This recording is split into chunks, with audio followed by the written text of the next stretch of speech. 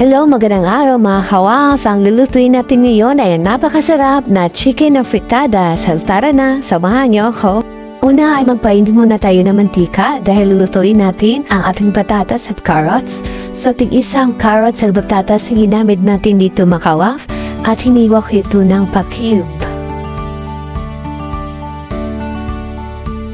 I-mix-mix lang natin mga kawaf at hayaan natin maluto ang ating carrots at patatas. Dahil isang tabi natin ito pag nalutuan natin ito.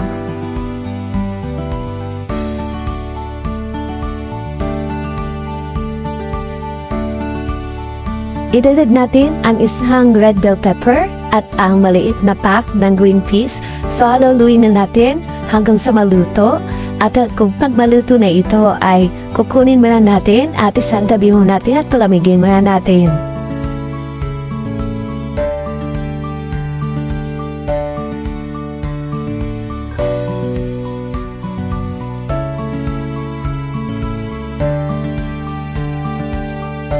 At gamit ang mantika na pinanlutuan natin sa patatas at carrots, ay gisa natin ang ating bawang at sibuyas.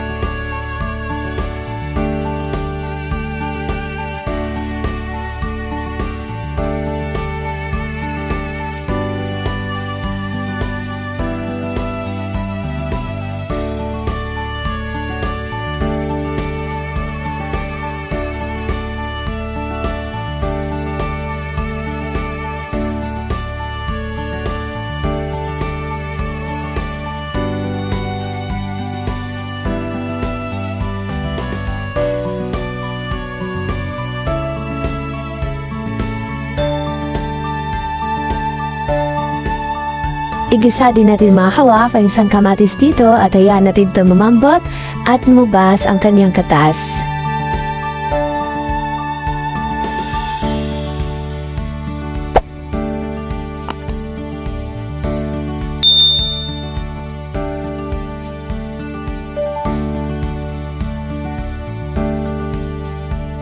Once lumambot na ang kamatis natin, ay idadagdag na natin ang ating manok. So gisa natin ang ating manok sa high heat until mag-change ang kanyang kulay. Haluin natin mga kawaf hanggang ang katas ng kamatis, sibuyas at bawang ay manuot sa ating manok.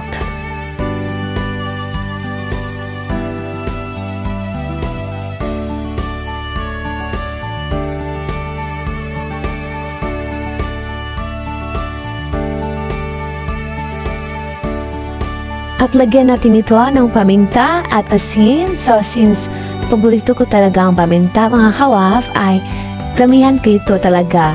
At i-mix-mix natin ito.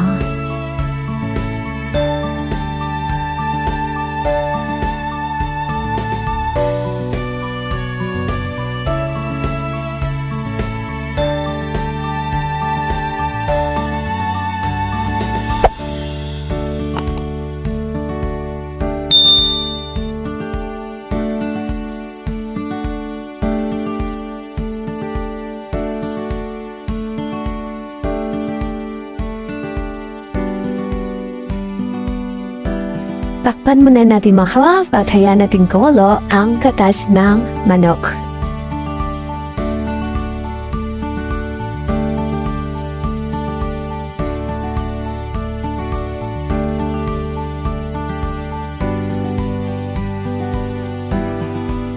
Ngayon ay idagdag natin ang ating tomato paste at haluin natin ito.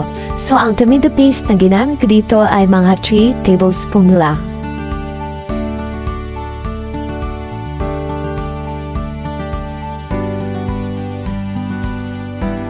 Magdagdag din tayo ng tubig. Ang tubig dito ay hindi ko sinuka, tinansya ko lang. So, ganyang karami yung ginamit ko na tubig. So, i-mix lang natin dahil hayaan natin itong kumulo hanggang lumambot ang manok.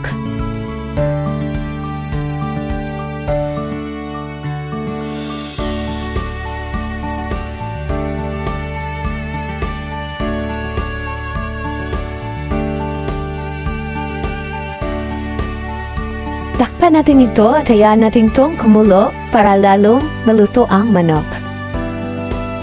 Okay, maglagay din tayo ng 1 cup na tomato sauce. So, isang pack na yan, equivalent sa 1 cup. So, inubos ko yan. At isunod naman natin ilagay ang isang chicken cubes. At yung patis, so mga 2 tablespoon na patis ay nalagay ko. At tinagyan ko rin ito ng konting brown sugar para pambalanse sa lasa.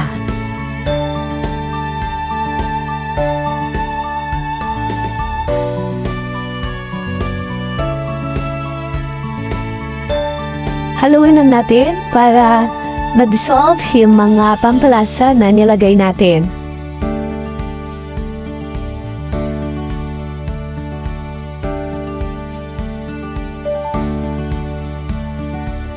Takpan na natin ito ng mga 10 minutes at hayaan natin maluto ng tuluyan ang manok.